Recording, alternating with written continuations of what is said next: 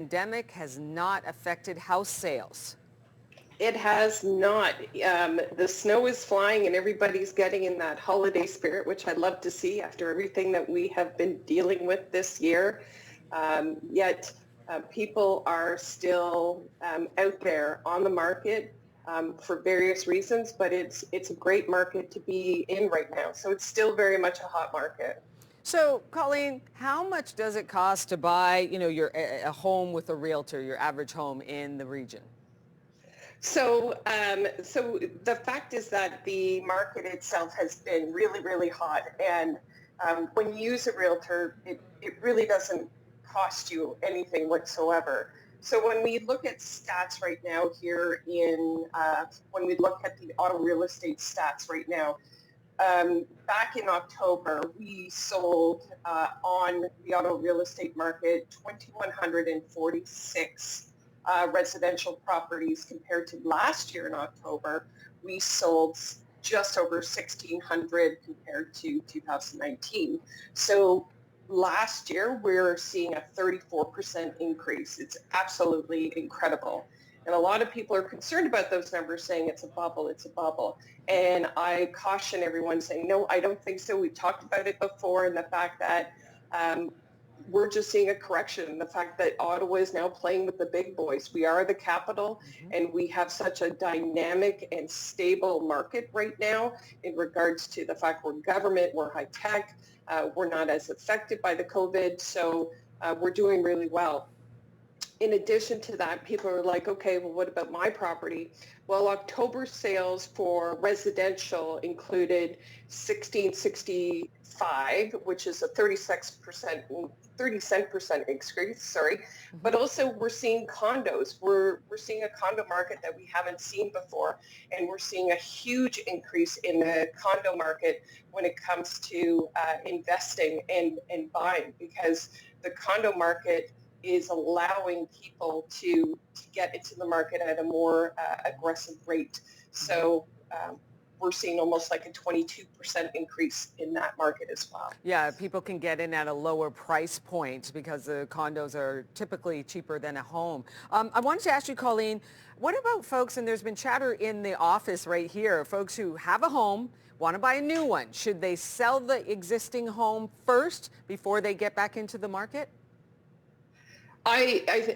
Each individual situation is different, but I would say if we did a blanket statement, not everybody falls under this, but under the blanket statement, I would definitely say that you should be searching before you sell. Depends what you have to sell. If you have a large country property that doesn't fit everybody's needs, that might be a conversation that you need to have with your realtor. Most of the time, though, that I'm strongly encouraging people at this point in time to really engage your realtor and start your home shopping before you actually sell, and create a plan, which we'll definitely talk about. Well, we are going to keep talking with you after the break. Colleen Lyle, real estate. And right now, let's talk about the real estate trends. Yes, so we're seeing a lot of surprising trends here in the real estate market here in Ottawa. A lot of them have to do with COVID related and what happens in 2021.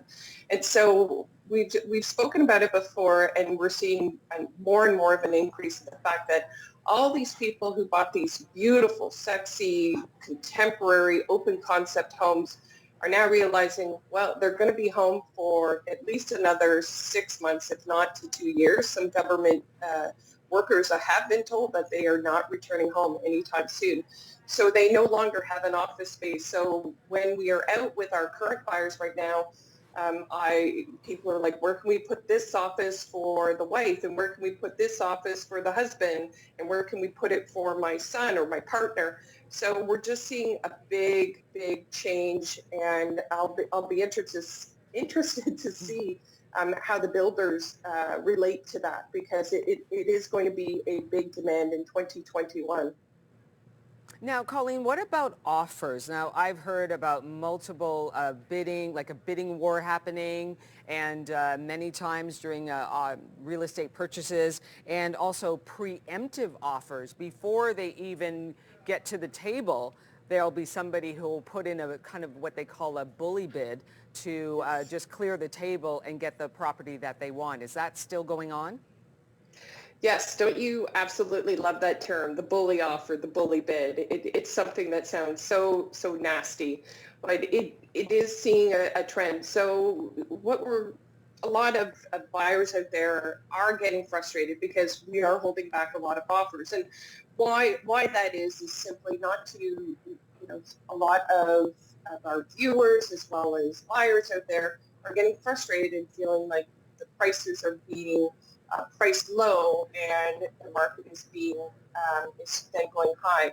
I think the feedback from my colleagues throughout the city is that the market is going to decide what the home is valued.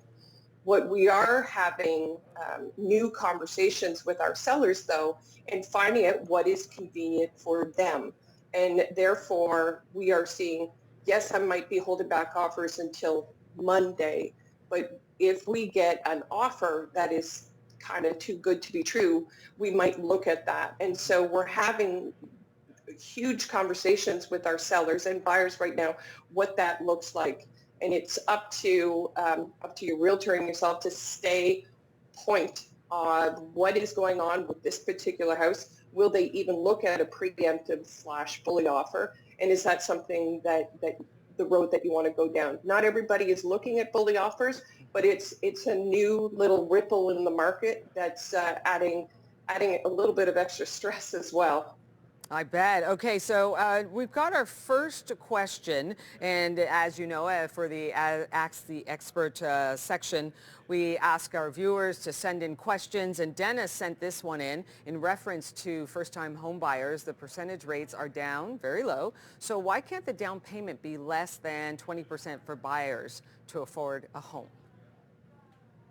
Great question, and Dennis, thank you so much for chiming in.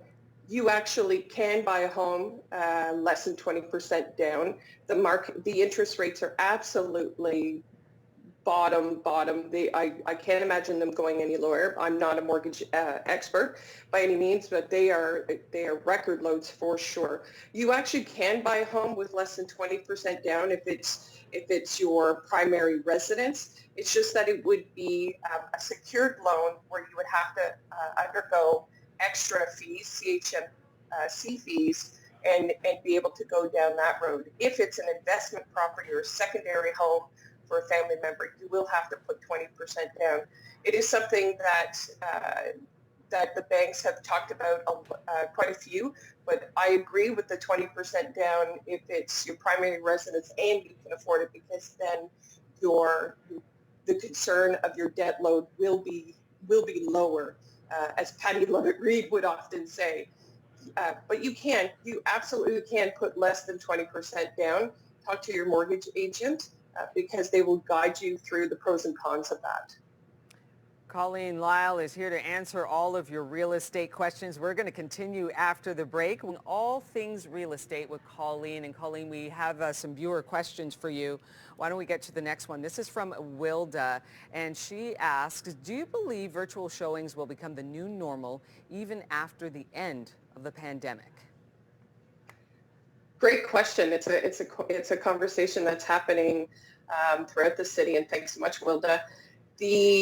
I don't believe that it will become the new norm. Buying real estate is very emotional, and it's one of those ideas where people want to feel themselves in a home. And we do have people who are buying homes sight unseen, especially when it comes to investment properties.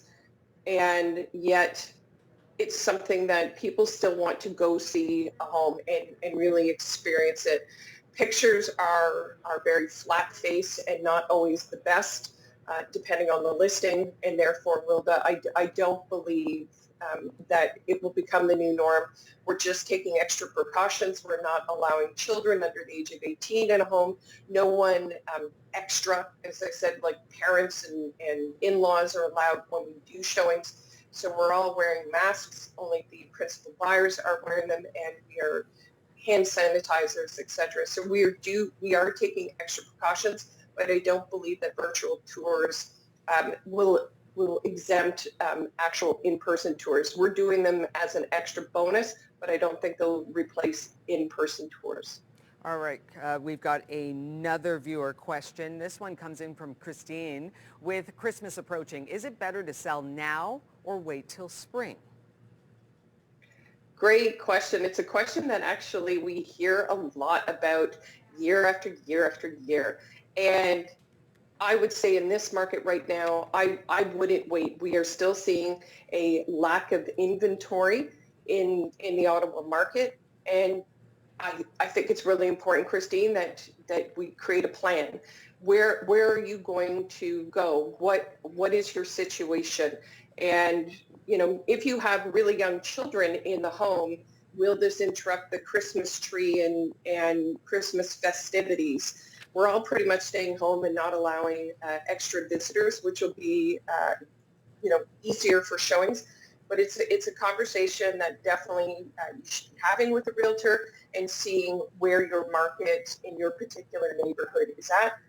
At this point in time, I don't believe that waiting will get you any farther unless wherever you're planning on going is only 6 to 8 months out. So it's really working backwards. Where am I going to go? And from there, when should I sell my home? Colleen, we don't have much time left, but can you touch on what the rental market is like?